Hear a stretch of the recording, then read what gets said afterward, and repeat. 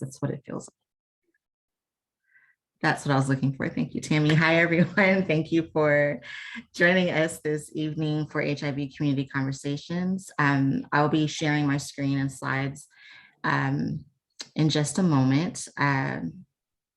But yeah, okay, here we go. No, did I hit the wrong button? Okay. All right, so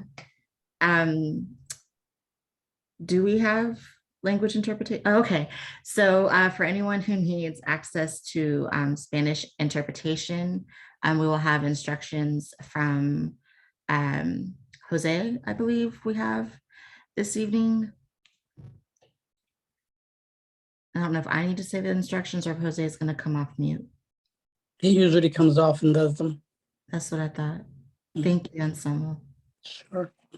By the way, you did rock. So this short thing. You all did. I literally forgot like what I did. I was like, what? I didn't do anything. Oh, yesterday was a dream.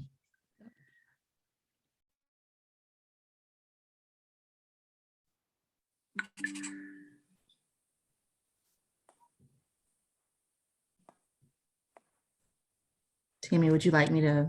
Oh, never mind. You're muted, Tammy. I realized that. Hi there. Can y'all hear me? There we go. Yes, There we we go. can hear you. Thank you. Sorry there. I had a little technical issue. My cell phone was also trying to interpret for me. Hi. It's good to see y'all. Also good to see you again, Tina. Tina's been in Zoom meetings with me all day. So I'm the reason she's exhausted. So, but today's event does have Spanish and English interpretation. It's a blessing to be here with y'all today. For folks who haven't joined interpretation before, or it's been a minute, you can follow along with the instructions that you see on your screen by clicking the little globe that's at the bottom of your screen and then selecting the language in which you'd like to participate in. So your options today are English or Spanish. If you're joining from a cell phone or a tablet, it's going to be very similar. Just look for 3 little dots that are in the corner there. Select those 3 little dots and then click where it says language interpretation and select your language. Si se están uniendo a través de una computadora, lo que van a hacer es buscar ese globo terráqueo, como dicen las pautas en la pantalla, seleccionar su lenguaje en cual les gustaría participar. Y si se están uniendo a través de un celular o una tableta, nomás busca los 3 puntitos que están ahí en un rincón y van a seleccionar donde dice interpretación de idiomas y luego seleccionar su lenguaje. And just a reminder to please speak a little slowly since I will be interpreting all of your words. And with that, I'll pass the mic back. Thank you so much, Jose. Thank you for supporting our efforts in language justice, and we will move forward. Please utilize the chat box for any questions. Let me shrink this, that you may have during our time together. And remember that we are recording this webinar for those not able to join us today. If you don't want to be identified during the recording, please turn off your camera, and you can also change your name within Zoom. I can't remember how to explain that, how to do that right now, but it's within the cube where you see your name. If you click on, I think it's the top right corner of your picture, it'll give you the option to rename yourself. For the sake of being able to still speak and participate, but not be identified during the recording.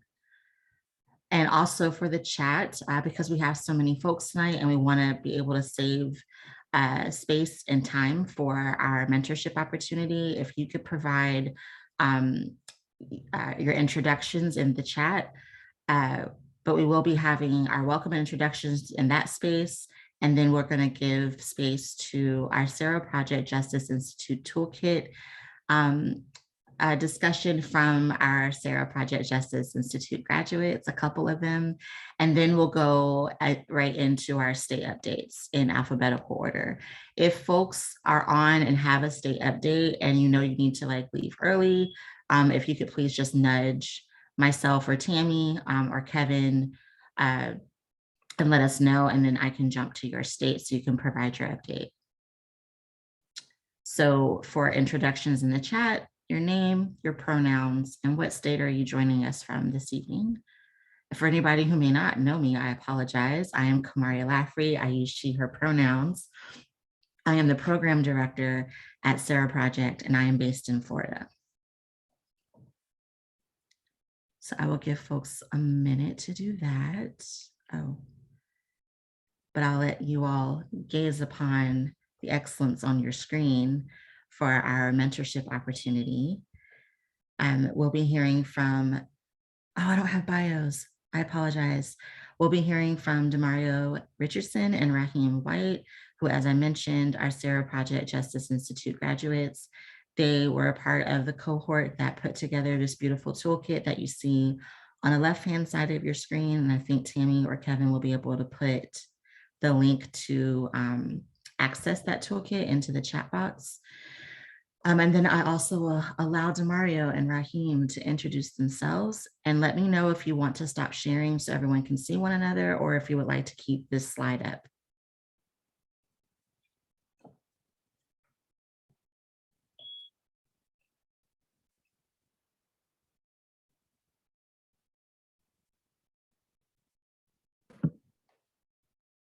You want me to go ahead and introduce myself? Good evening. I apologize. Yes, the floor is yours. The mic is yours. Good evening, everyone. I'm Demario Richardson. I'm based here in Kansas City, Missouri. I'm also co-chair of our Missouri HIV Justice Coalition as well. And Raheem? Good evening, everybody. My name is Raheem White. My pronouns are he, him, his. I live in Little Rock, Arkansas, where I serve a few positions. I am a new field organizer for HRC Arkansas. I am an outreach coordinator for the Central Arkansas Harm Reduction Project, and I am the community outreach director for the Arkansas Black Gay Men's Forum.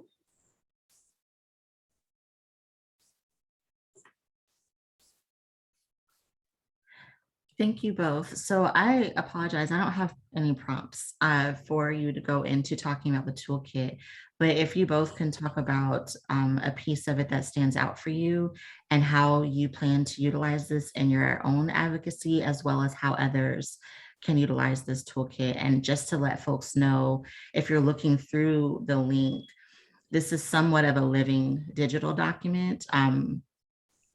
So there are pieces that we identified during the first cohort that didn't make it into the toolkit yet, but they will be added. And if you think of other things that you would like to see that would be useful for your advocacy work within your coalition, let us know. So I will turn the floor back over to Demario and Raheem to share their experience about the toolkit. Okay, I guess I'll start. Demario and I talked about splitting it in half, so I'll cover the first half. I will be referencing my actual physical toolkit, so don't mind me if you see me looking down or if you can see it on camera. But first, I just want to say, just being a part of the first SPJI was such an amazing experience. I've had a bit of advocacy work already. I've been doing it for a couple of years, but going through this last year really made me feel more empowered in my work. I love the toolkit that we developed and the things that we learned, and there's so much of it that I'm using in my current work. So once again, I just appreciate the opportunity, and I even have friends now that are interested in doing the next SPJI. So it was an exciting opportunity. Going into the toolkit, it starts with just basic information on HIV decriminalization. So we have some state-specific facts. Just those are yes, Fuji. But sorry, Deirdre. But the state-specific facts really kind of tell about what's going on with HIV criminalization in the different specific states. As we said, it is a living document, so there are still some of those that need to be added and worked on. With the HIV is not a crime, frequently asked questions or fact sheet. We get to cover things like, why are we even concerned with this? What are the problems that could happen because of the way HIV legislation is written and the way that it is now, the reasons why we need to work on it and the problems that it's currently having. There's also, give me a second so I can pull it up and actually look at it myself while I'm talking about it.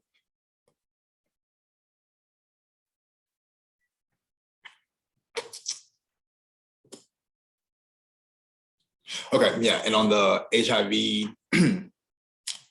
there's a section for HIV criminalization, what you need to know. One of the things that I found really nice about that is it includes like an HIV disclosure acknowledgement statement that can be used to help you in any instances where you may be facing HIV criminalization. So I thought that that was something that was interesting, and that's something that I use and get out to my networks for them to use as well.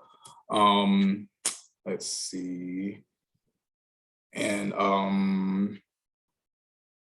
going to the basics of coalition documentation, we covered some tools that will be used throughout the time of your building a coalition. One of my favorites is Canva. I use Canva for everything now. And although it's free, I do pay for Canva Pro for a little bit more of the fancier tools.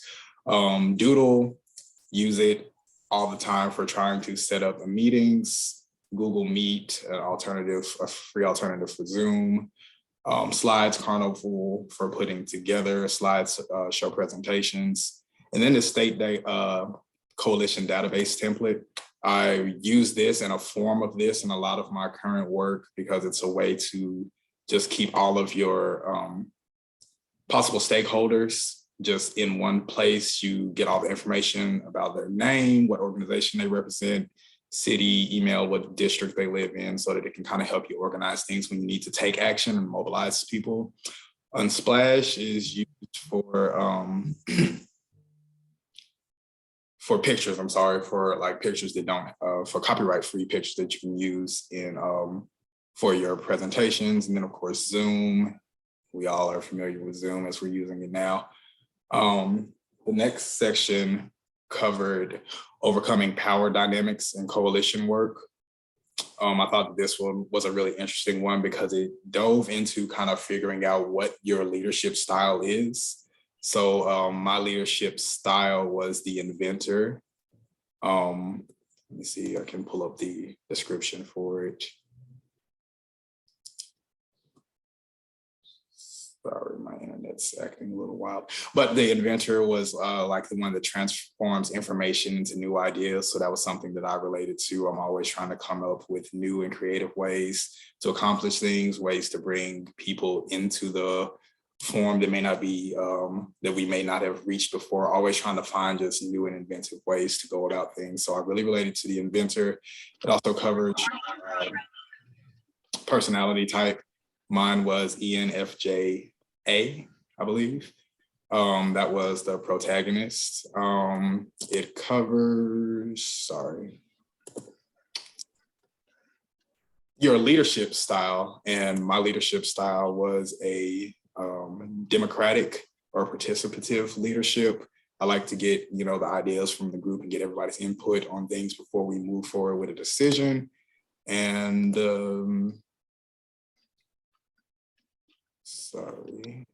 okay, so and the next part was overcoming power. We did overcoming power dynamics. Next part was the rapid response to legislation and drafting your legislative testimony. This is something that I'm using right now with HRC as we prepare for the legislative session in Arkansas.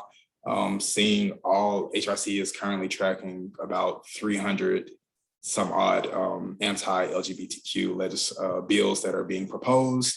And although Arkansas has not started its legislative session yet, as history has shown, a lot of the crazy things that are going on in the other states trickles down to Arkansas. So as we're trying to mobilize our volunteers, I'm using some of this to kind of prepare them, especially about forming your narrative and your story and being able to present your hook, line, and sinker for getting your ask out, telling who you are, where you're from, and why this issue is important to you and how it's affecting you. So I will be using that as we continue to train volunteers. And then the next section, was the transgender and gender diverse inclusion and HIV decriminalization movements. I love this section, and this is just part of training that I use in general when I'm contacting other community-based organizations that may not be LGBTQ centered. I use this a lot, particularly with teaching them about people first language. That's something that I use in my LGBTQ advocacy. That's something that I use in my HIV decriminalization advocacy. That's something that I use even in my harm reduction, teaching people first language, where you change the way that you talk about things from something that can be offensive or that could put other people down to something that centers the person as an individual, so that you're recognizing a lot of times these people in these certain demographics are not even considered as people. You know, we call drug users addicts and things like that. And I really found that useful for teaching people how to just better show a sense of respect and just to be kind to others. Also, along with that, I enjoyed the astronaut, the sexual orientation, gender identity and expression astronaut. I thought that was a really cool way of getting people to understand like all the limitless possibilities and the different ways that people exist and identify themselves. And of course, with any advocacy work that you're doing, I think it's very important to recognize how intersectionality works into things. So, and making sure that those underrepresented communities are represented within your coalitions. And yeah, I'll stop there and let DeMario pick up. I may have went a little too far. Oh my, you're fine. You are totally okay. But thank you, Raheem. I just want to echo what Raheem was saying as far as being a part of the coalition. I know for me, it was just very powerful and very resourceful. I really got a lot out of attending the Institute. So I do recommend it to those, especially those that are fresh and new, because for me, I dived in head first and I really didn't know what I was doing and how I was doing it. I just felt like I needed to do it. But before I got into the coalition, I was pretty much in a lot of areas, but I was able to put a lot of things in perspective after going through the toolkit. For instance, like my favorite parts of the program, one was the strategic planning and the other one was the fundraising. We kind of utilized that for the Missouri HIV Justice Coalition in a lot of ways because we had to create executive moves with a core group because we had some differences within our group and we were moving fast in the session as well. So I think we started in March and I think our bill passed in Missouri in May. So you can understand that was very, very close. So within those 2 months, I was able to capture some of this information from the toolkit or what we were working on at the time and utilize it and it helped me. So for our fundraising and coalition, that was my favorite because we were able to apply for a grant. And for me, I'm a very hands-on type of person. The prior year for the coalition, I was doing a lot of things virtual. So I wanted to kind of do a needs assessment and integrate our community partners and the people in our community. So I was able to put on, of course, a sip and paint. But being able to do that allowed us to know or see what the community wanted. And it went from them not knowing who their councilman or their councilwoman was, not having a clue what criminalization was, basic sex, facts that they didn't know. And what it did was create a space for people to have conversation. And for us, I know for me, it just was really dropping because we didn't expect the turnout to be as big as it did. We created an RSVP link to kind of track who was going to be able to come and do the COVID. Of course, we wanted to be precautious of everyone's health. So we allowed 40 people to sign up, but like 42 ended up signing, and maybe 28 to 30 people came. Out of those 30, I believe 99% was women, were women. Out of that, maybe 80 of them didn't know who their congressman or woman was, councilwoman. Councilmen didn't know criminalization. Majority of them wanted, I think it was 80% that wanted feedback and wanted to be looped in the conversations and future events associated around those conversations. So I was able to kind of get that, and that made me feel good in the end, because I always felt like I was trying to figure out what I wanted to either say, or how can I integrate the community in some of this stuff. And like Raheem was saying, with the leadership styles, for me, that helped me see what my leadership style was. Because for a minute, I'm like, okay, I need to figure out, am I supposed to be here? Am I in the right place? And in actuality, I was. I just had to find out my creative style and how I operate, like, from my creative, you know what I'm saying? And this really helped me put all that into perspective. Let me see. The next one is the strategic planning. Like I said, with us being able to create that core group, we were able to make decisions and partner with a company called XX Artists, which is a national marketing firm, to be able to roll out a campaign for Missouri. And I think that contributed to our success, because we were able to be into the legislators. We were in their face every day, all day, whether it's through social media campaign packets, through emails, Instagram, Twitter, Facebook. We had everything covered. And we were able to do that by assimilating a small team.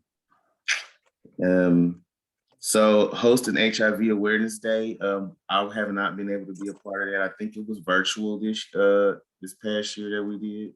So I'm hoping to kind of implement that, or have some type of participation in that for Missouri within the coming years. But overall, I think this is definitely a good guide for beginners or anyone that's intermediate. And it definitely, for me, boosted my confidence as far as advocacy. And it definitely gave me a guide of like how I want to move and how I want to create things and where I need to go as far as resources. So, that's all I have to say. But I do thank you guys for the opportunity. It was very much worth it. Well, don't run off too quickly. There may be questions. I actually have one. I don't know, Raheem, did you talk about your grant project? Do you mind sharing what yours was as well? Haven't been able to do mine yet. Oh, I apologize. I do know that some of our, I'm so sorry. I didn't mean to put you on the spot. No, it's fine. Oh my God, the struggle, y'all, my brain cells. Okay. So are there any other graduates on that did submit for their project that would like to share? I think we do have like 2 or 3 of our graduates on. Well, I know Tana couldn't stay on the whole time. If not, are there any questions for Demario or Raheem? I'm sorry, y'all. I had just took a big bite of dinner. So hey y'all, hey, it is Deidre Speaks from Virginia. Excited to be here and excited to just share.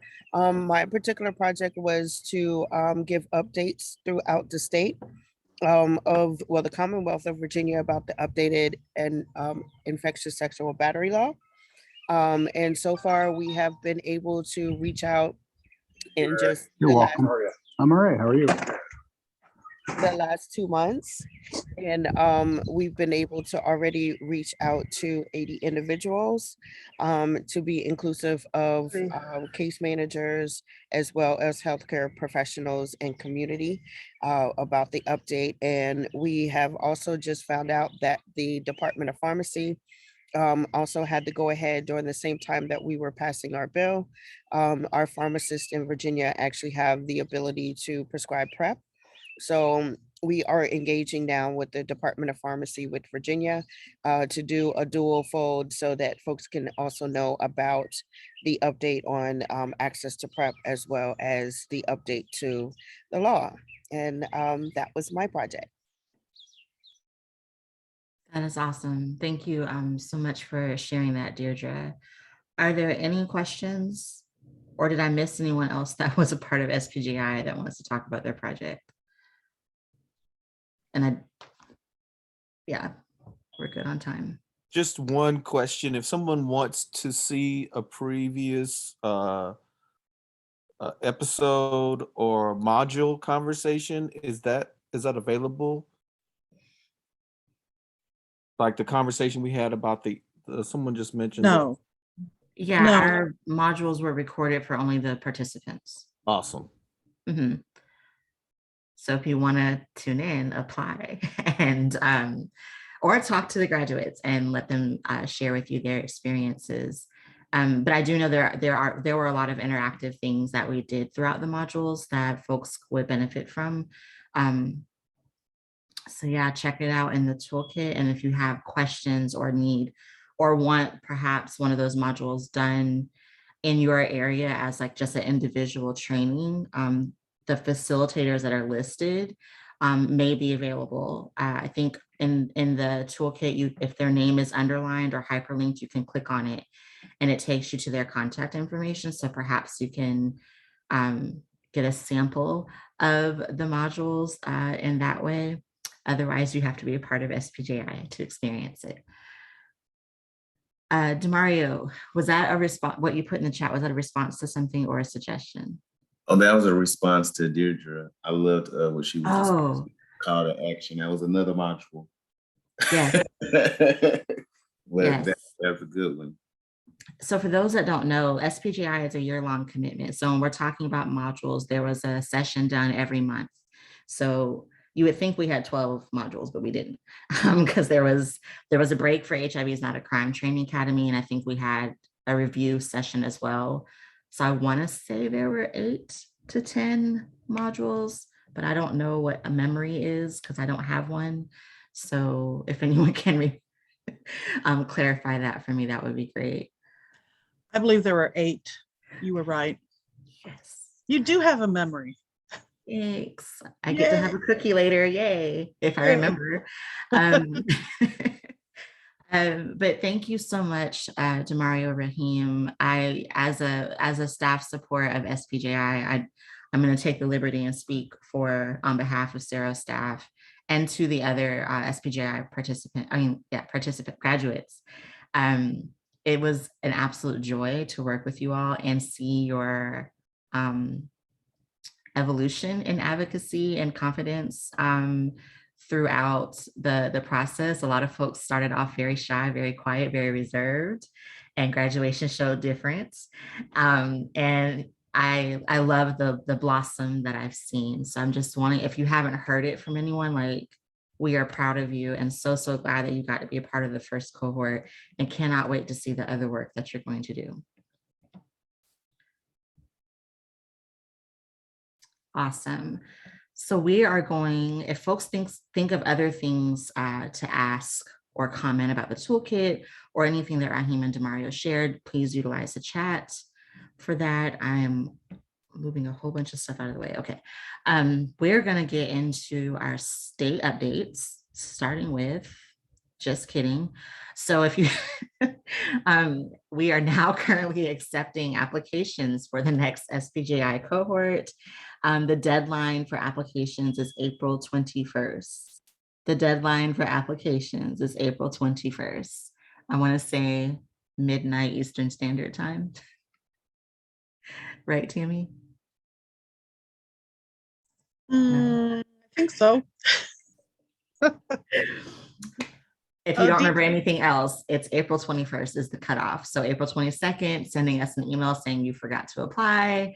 We're going to have to forward you all over to SPGI 3.0. So we really encourage people to apply. If you have questions, please reach out to us. It is a year-long commitment. And the schedule's already pre-done of when we have our modules. So we do ask in the application that you review that to be sure that you can commit before you apply.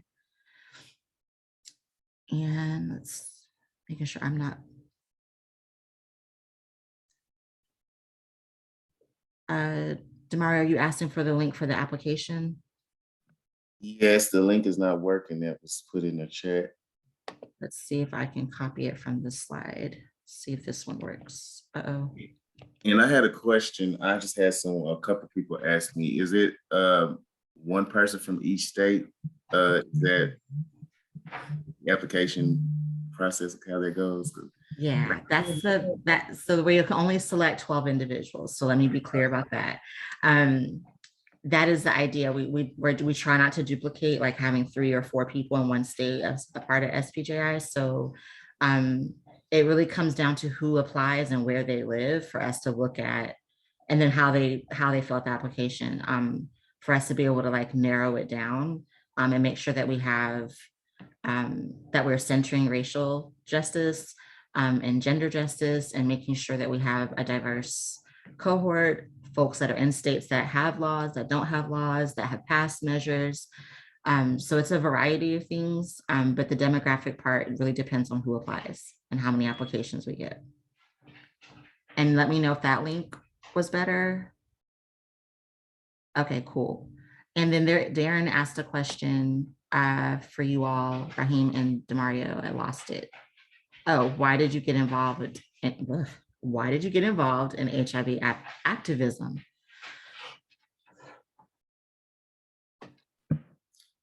I know for me, it was really a sensitive subject for me because I was diagnosed in February of 2006.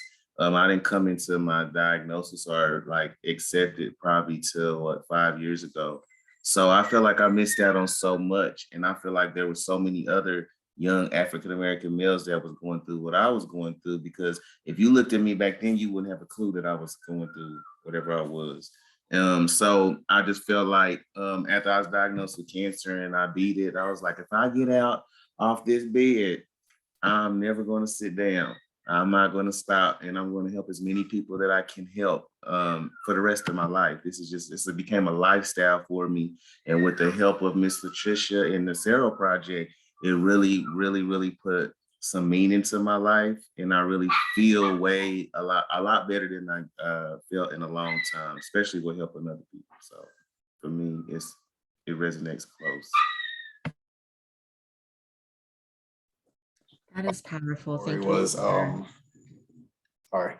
No, go ahead. The story was I had watched I had seen so many of my friends get their HIV diagnosis before I had mine. And when I was diagnosed and I started to share that knowledge with people that I was close to, or, just share that knowledge at all, I noticed the lack of understanding that people had for HIV, and just, realized how much was missing in the field of work. So I began working in HIV testing. And after I did HIV testing for a few years, I'm like, okay, I have to do more than, just testing and counseling. Like, people aren't getting tested. So how do I address that issue? And then I'm like, okay, there's this stigma against HIV. And I'm like, okay, I have to do more than just test people that aren't even willing or wanting to get tested. So advocacy just seemed like the next sensible thing to get into. And can I add, it was a constructive fight for me too, because I'm used to being on the streets. So it helped me put things in perspective in, the right way, especially with policy and things of that nature. So it really, really worked out for the best. Thank you both for sharing a piece of yourselves and your personal story of what brought you into advocacy. And Raheem, I think that pathway of like the elevation of doing more, like, okay, I'm doing this and I feel like I'm not doing enough. What's next? Because all of it's important. Like all of us can play a role. There is plenty of work for all of us, unfortunately, but I really appreciate that you all are a part of the advocacy family. So thank you for that question, Darren. Awesome. All right. So I think when I click on the next slide, we'll actually go into our state updates. Yeah, okay. Is there anyone on from Alabama?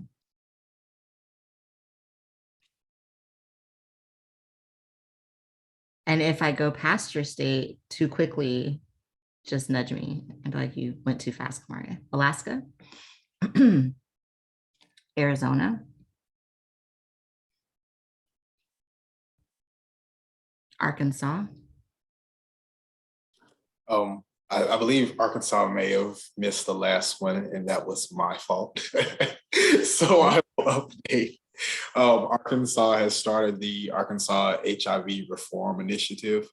We had a launch last month of our website and our social media for the initiative. And now we're working on discussing the next steps with our different committees. So we'll be working on that throughout the month of April and leading into May, so that we can start getting ready to mobilize people and get them further involved. Oh yes, and let me find that link. That is fantastic. Congrats to Arkansas. I know formally forming a coalition is a huge lift. So thank you for sharing that. Are there any questions? Again for Raheem or about Arkansas?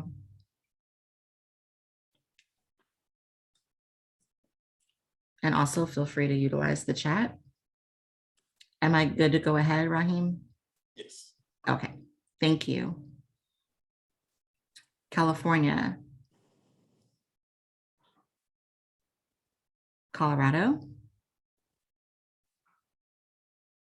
And also folks who are new to this, like pay attention to some of the states we have noted on the slides that have already passed measure of like when they did. So like California did theirs in 2017.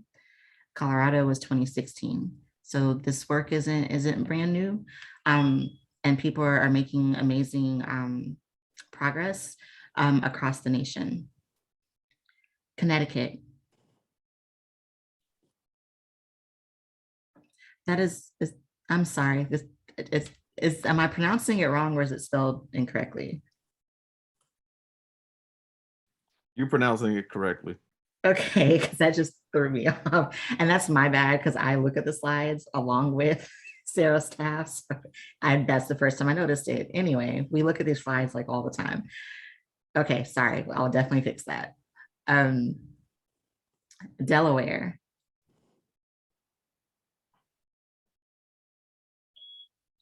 Florida, that would be me. So our political reality is we have a governor. Don't need to say anything else about him.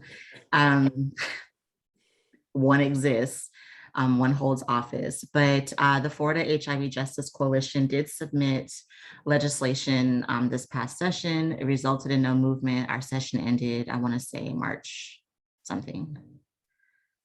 I really am struggling today with remembering things, everyone, so bear with me, but if you follow up with me, I can actually give you specifics when I look it up. There was a lot more focus as Equality Florida as our coalition's lobbying support at the Capitol. So there was a lot more focus, not from Equality Florida, but the state really on fighting the Don't Say Gay legislation.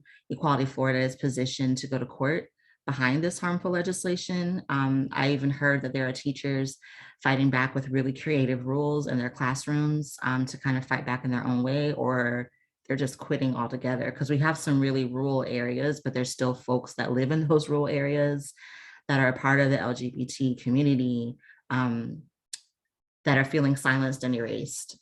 So there are folks fighting and trying to mobilize, as I'm sure there are in all the other states where this legislation is happening.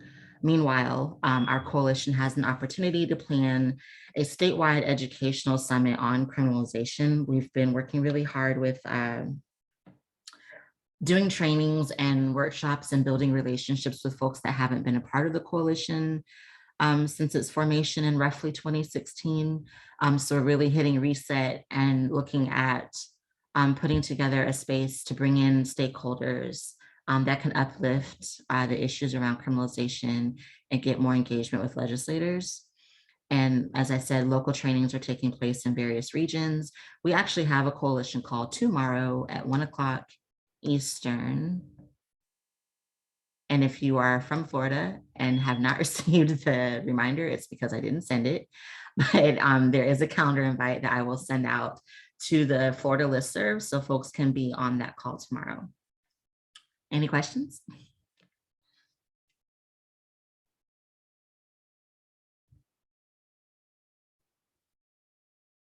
All right. Uh-oh. Okay, Darren. I think I sent you a couple emails, but I'll send them again because I get lost in between Google Groups and my actual email, but I will double check to make sure you're on the list. Thank you. All right, moving on to Georgia. Hawaii.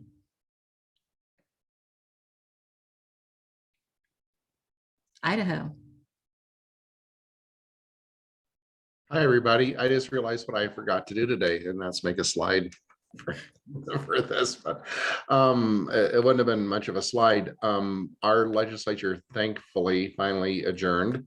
Monday will be about 10 days, and we had our first static display on March 9th, and I'm going to begin writing personal emails to all the legislators I spoke to, along with people who staff the committees.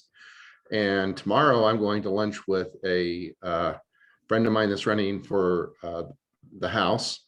He is in an open seat, and so there's not going to be a Democratic opponent. So in May, his primary election will be the election, and I'm going to explain to him our effort here in Idaho and hopefully bring him into a legislator that we can count on when he wins the election.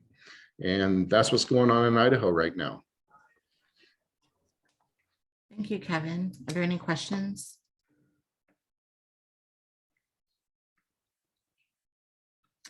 All right. Lost my mouse. Okay. Illinois.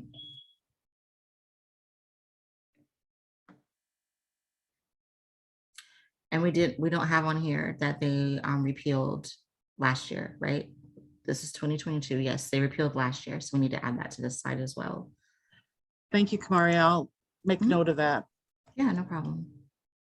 And apologies, like I said, we look at these slides, but there's 50 states and you just go on, what do you call it, autopilot and forget to check everything. Is there anyone from Indiana that has an update?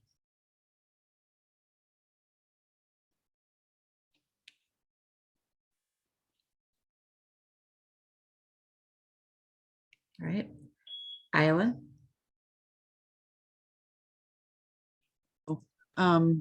Yeah, we're not doing anything right now. Just trying to stay silent and hoping that the 2022 elections bring us some relief. Yes, I co-sign that all the way. Thank you, Tammy. Kansas. Kentucky. Louisiana. Oops. Maine.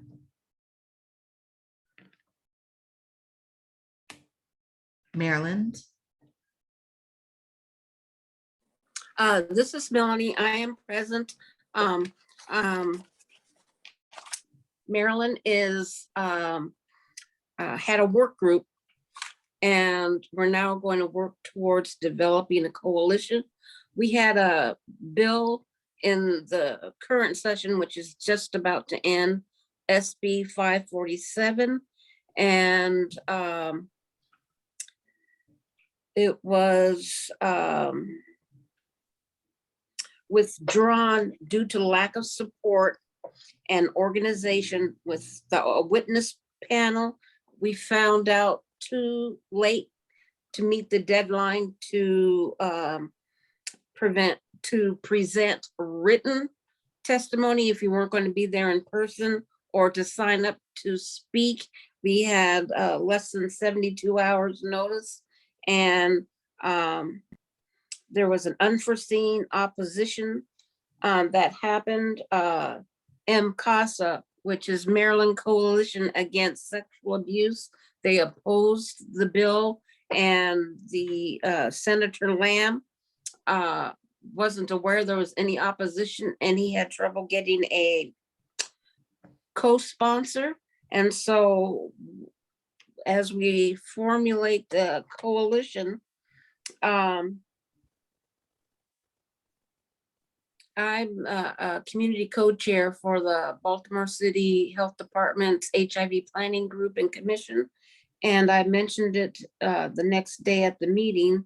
And Professor Sarah Gold, who is a member of the HPG group, she's at the University of Maryland, Baltimore School of Law.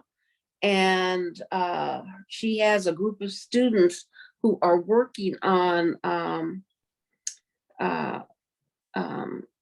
educating other students and at other colleges about the HIV criminalization law that's on the books.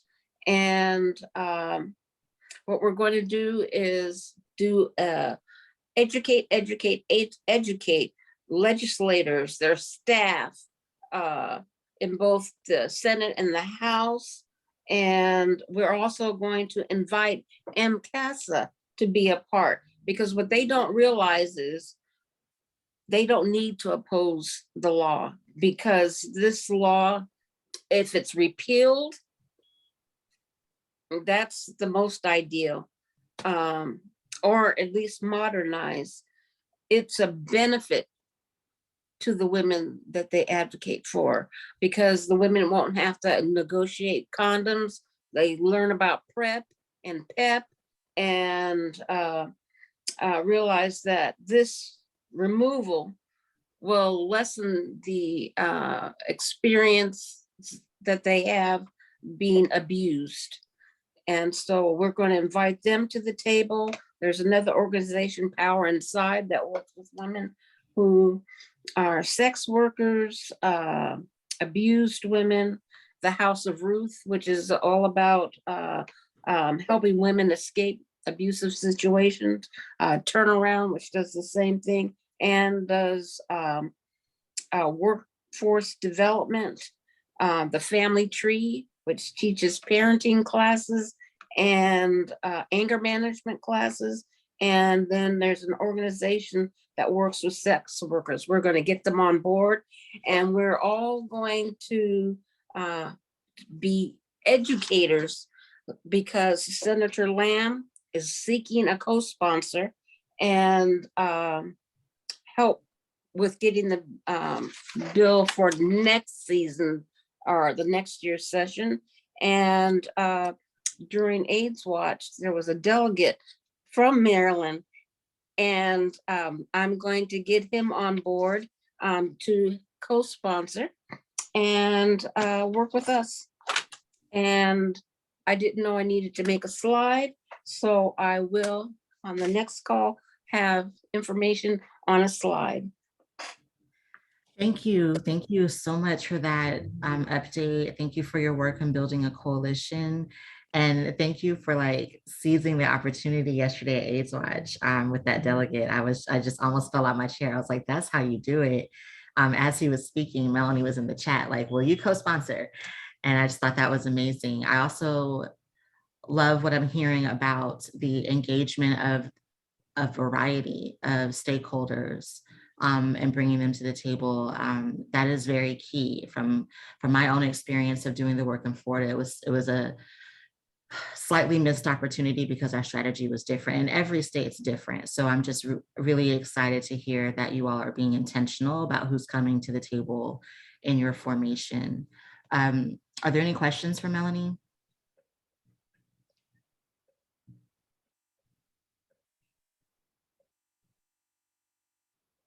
All right. And also about the slides, and if I'm misspeaking, Tammy, I apologize, but I don't think we sent out a call to add to the slides.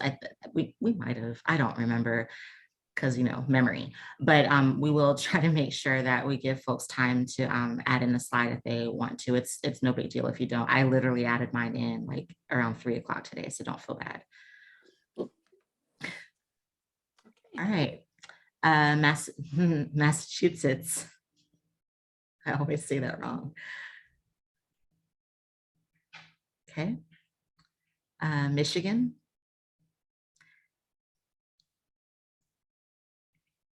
Minnesota.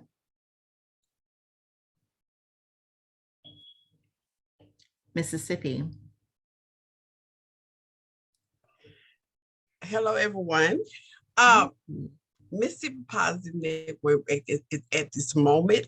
We still in that stage of right now. We're working with the Mississippi Center for Justice and other organizations as we are doing a comprehensive overhaul and working on doing a new bill for 2023.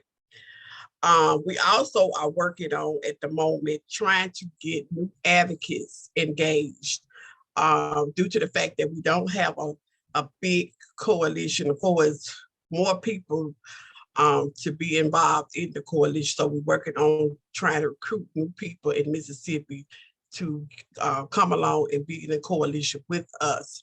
So at this moment, that is what we're pretty much just focusing on right now, trying to build our network and coalition, and also work on a new bill for Mississippi in 2023. Thank you, Rimsky. Keep up the great work. I know that there have been some challenges and setbacks, but I am inspired by your tenacity, so keep pressing on. Are there any questions for Rimsky? All right, keep up the great work. You're doing an amazing job. All right, next is Missouri. I guess that's me. Okay, so for Missouri, I think things are still the same. We're still basking in our achievements from our laws being modernized over the summer. But for those that don't know, Missouri had passed two bills. One was HB 476, which allowed post-exposure prophylaxis to be dispensed in a pharmacy without a prescription. And then we also had SB 53 passed that makes improvements to Missouri HIV-specific criminal statutes. The great thing about this is it did integrate with our criminal justice law, so it does tie into our initiative with the next session that's coming up. What we want to do is also educate our legal stakeholders and our health coalitions and health associations within Missouri to kind of get them up a speed on what's going on and how the laws are changed now. So we're looking to build some educational components to see how we can do that, whether it's online, a social media package, or if we can do that training in person. So that's where we're at right now, and what we'll do once we start that back up next year. So, and we also hosted a Parapositive Fellowship cohort. It was a mini cohort that we implemented over the summer as well, and we were able to recruit maybe 6 to 8 new advocates that'll be joining us as well this following session. So that's something great too, bringing new people on and doing onboarding for the upcoming session. That is awesome. I want to encourage you to continue to bask in the victory. I don't think we give ourselves time to like soak in what you actually accomplished, because it's historic, it's monumental, and sometimes we'll achieve something and then we move on to the next fire. So continue to bask in that success, and thank you for your update. And I will kind of give a, what's the word? Preview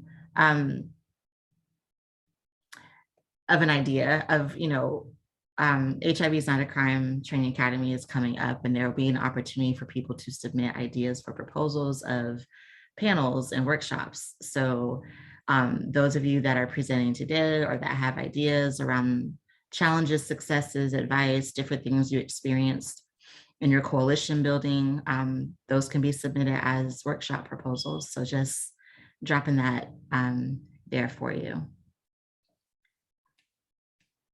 Bear with me just a second. Okay. All right, Montana.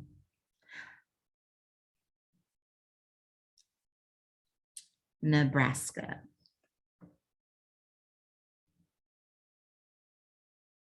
Nevada.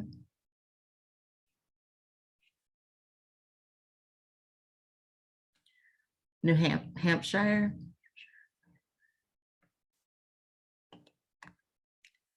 New Jersey, Congratulations. I'll just say that on the recording. I don't know if anyone's on, but congratulations for your recent success.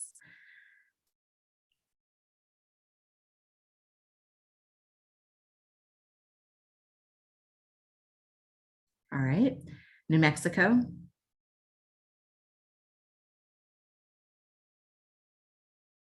New York.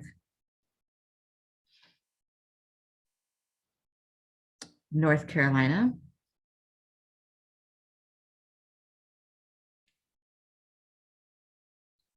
North Dakota.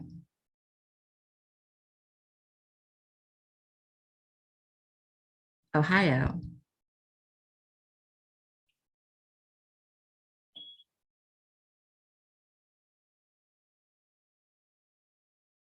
Oklahoma.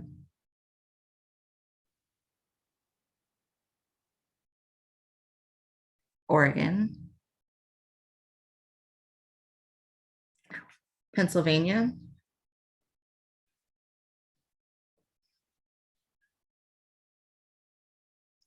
Puerto Rico. Wow, okay. Where to begin? I don't know when was the last time one was given, but it seems like it hasn't been that long, at least within the recent election year. Uh, Elections is a national sport here in Puerto Rico, so this is, yeah. We are, okay, how can I say? Our Cero VIH coalition is subtly integrated between the Ryan White EMA Planning Council, which is one of the 47 EHE jurisdictions, and also on the Ryan White Part B ADAP planning body. Along with that, also on the planning body for the jurisdictional planning, which is also known as the EHE and the NHAS 2.0 planning body, basically to actualize. And within that, there is the public policy committee. And from there, we are working on various legislations and synchronizations, including HIV decriminalization. We are in talks right now with the AETC to also provide this level of sensitivity training to make sure that organization and providers, especially medical and clinicianal providers, are aware of the sensibility training that's going to be happening around all of this. And we're also planning, besides having in October, the United States Conference on AIDS is going to be here in Puerto Rico. It's going to be from October 8th through the 11th. So you're all welcome to apply for your scholarships as well. And your slides and your presentations and the abstracts, we'll be reviewing all of that as well. And welcoming you all to Puerto Rico. But as getting back to what we're saying, yeah, we're going to be doing a lot of legislative work within the next session. This session is also just currently ending, and the heated debate right now that's happening is the restriction to abortion after 22 weeks. It's become a hot debate. Someone presiding one of the legislative bodies there to mention the word homicidal. Yeah, and so, and it was a man, of course, so it kind of got blown out of proportion. There were going to be no hearings, so now there's going to be hearings. Yeah, we're dealing with a lot of things at the same time, and as you know, we're still recovering also from Hurricane Maria, and the earthquakes, and the money that's finally being released is great, but we don't even have enough labor to even do the reconstruction work that's needed, especially in the southern region where a lot of the townships there were impacted and a lot of buildings were leveled. But yeah, there's a lot of division going on within parties, traditional parties, and there's going to be blood in the water within the next election. So I would say we can expect to see the newer parties gaining a little momentum on that as well. And we also know that Steny and Hoyer and Velasquez and AOC are working with statehood, project, and there's no consensus. So that may be up, with Grijalda in the National Resources Committee for perhaps in May for vote if there is consensus, We don't know. We'll see. But in the meantime, we'll keep working vigilantly on everything that's HIV related. Thank you all. And you all do great work as well. Thank you, Anselmo. I'm trying to wrap my head around everything that you updated us on. I'm very excited that USCHA is in Puerto Rico and that advocates will be able to gather and see the beautiful country as well as like learn about what's happening there and learn how we can also lend and expand our advocacy in a more meaningful and direct way. Are there any questions? Yeah, I have. Oh. I'm sorry. I have. No, I was just saying thank you. Go ahead. Can you say a little bit about your political party? Usually we recognize all the parties and we know the politics, but I'm not familiar with the parties here in Puerto Rico. Can you describe them as whatever way works? Is there an equivalent to Democrats, Republicans, conservative, liberals, or is it totally different? No, yeah. It's a subdivision of the divisions. Okay, so Popular Democratic, okay, well, so you would understand that it's a Democratic Party, very social driven causes, very, blue collar. That's, little guys. And the New Progressive Parties are those that are pro-statehooders, but they're more of, you have a mix there as well, but it's more of a 50-50 between Democrats and Republicans. Of the Democrats, you have more, I would say, of an 80%, 20% split on, full Democrat, and centered or left wing, as they would say. Citizen Victory Movement just came onto the game board this year for this past election. We're now going on to our second year with this governor as well. We have Senate and legislative bodies that go through the elections as well as the mayors. Everybody goes through the elections at the same time. There's, it's not like in the US Senate where you have a scale down from 2 years down. No, this is all 4 years changes and 4 years you're all gone. That kind of a deal.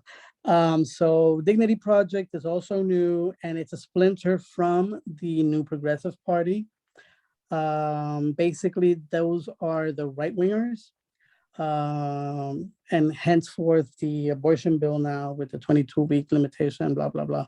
I don't want to get into that. But there, and then the Independent Party has always been the 3%er of the electoral exercise. And they are independent, they don't, they recognize to some level, and because it's more like, okay, well, we're part of, so you are responsible for and get us out of this mess, help us. But at the same time, it's like, okay, we can probably do better without you. That's the mentality of the Independent Party, right? But that's basically what's going on. This is, But the governor is Progressive Party. He is Democrat. He was the resident commissioner. Within the past couple of terms. And we have a resident commissioner who is now Republican. She was a Trumper. And yeah, that's a whole nother can of worms I don't want to get into, but yeah, it's a mess. We try to do this best as we can, clearly. Thank you. Any other questions? Did I satisfy your curiosity? Yes, thank you so much. I'm so glad I asked the question. I had no idea the answer would be as interesting as it was. Thank you so much. Now I want to do some more research on my own. Thank you so much. Sure. I'm here, whatever you need. Absolutely. Always available. Thank you. Thank you for that question, Chauncey. Thank you, Anselmo, for indulging us and explaining the political reality in Puerto Rico. I feel like you might be on deck for a mentorship opportunity to walk us through what this really looks like and how different it is from what happens in the States as well. I would love that. Sure. And just to cover, I don't know if you're aware, but we don't have HIV specific laws, but we do have that, aggravating circumstance that's attached to sentencing as well. So yeah, it would be interesting to sit down and dialogue all these nuances. Yeah, man. Well, thank you for the work that you're doing and thank you for being with us tonight. Okay, got lost in the alphabet there. Rhode Island. South Carolina,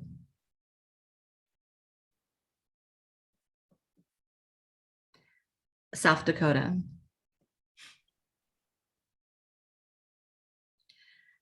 Tennessee,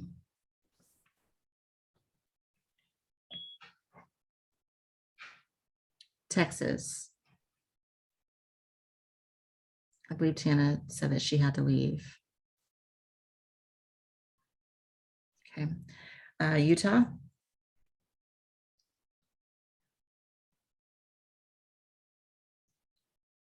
Vermont,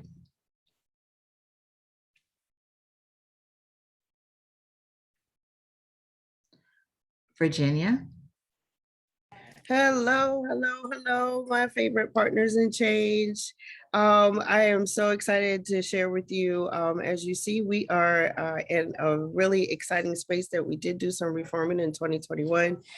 We still have a little ways to go when it comes to our intent piece and with the felony, but we are holding like Iowa because we have an exciting person that is in space. And so we are going to be holding in until we possibly get new leadership.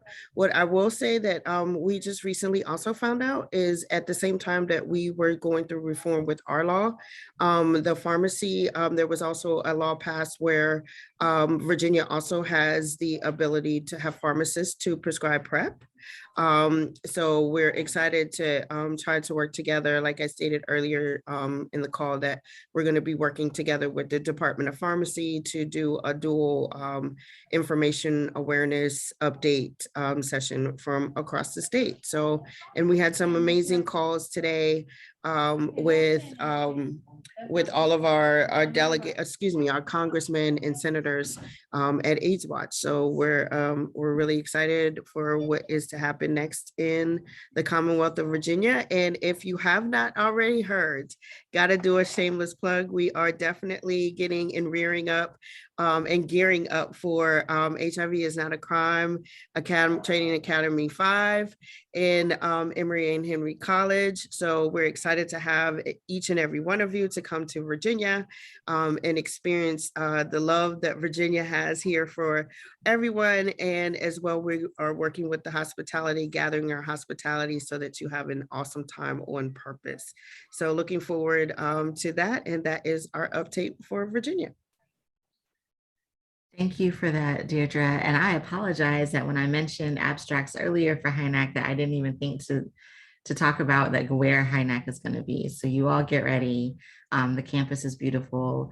In-person HIV is Not a Crime Training Academy is like no other space. So we work hard, we play hard, and that's all I'm going to say. But thank you for that update. Are there any questions for Deirdre?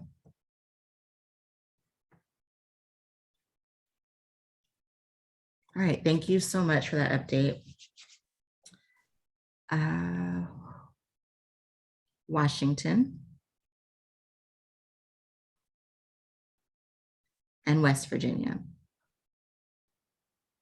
Oh, can you hear me? Yes. Hi, I'm breaking the fourth wall a little bit. I actually had an update for Washington. And I'll just put it in the chat, but basically it has to do with Medicaid has received more funds to give access to antiretroviral treatment for folks in Washington. And folks are working to expand that. So I wanted to share that. There's a lot of other things related to anti-trans legislation and trans members and happening in the Northwest, but I think that's happening across the country that we could talk about, but just wanted to put that out there. Also, by the way, I think that this isn't the logo for Washington, like this little figure, but yeah. Hey, that's actually Washington, D.C.'s logo. So, okay, thank you for that, because yeah, so I will fix it. It's blame it on me in Google. I was looking up state maps, state flags, and then trying to plug them into like the shape of the state. Sorry, I'm going forward because I don't remember if DC is on here or not, but I will add that to my correction list.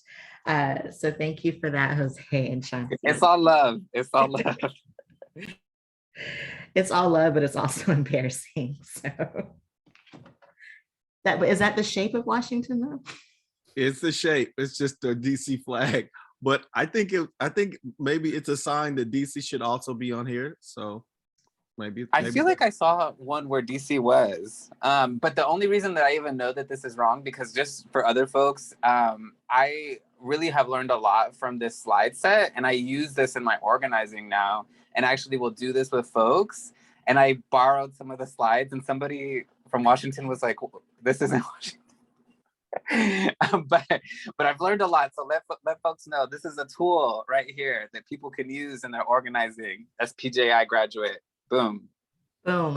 Thank you so much. And it just, you just made my day that you utilize this in your organizing. So thank you for that. I will make sure that these slides get updated for other future uses.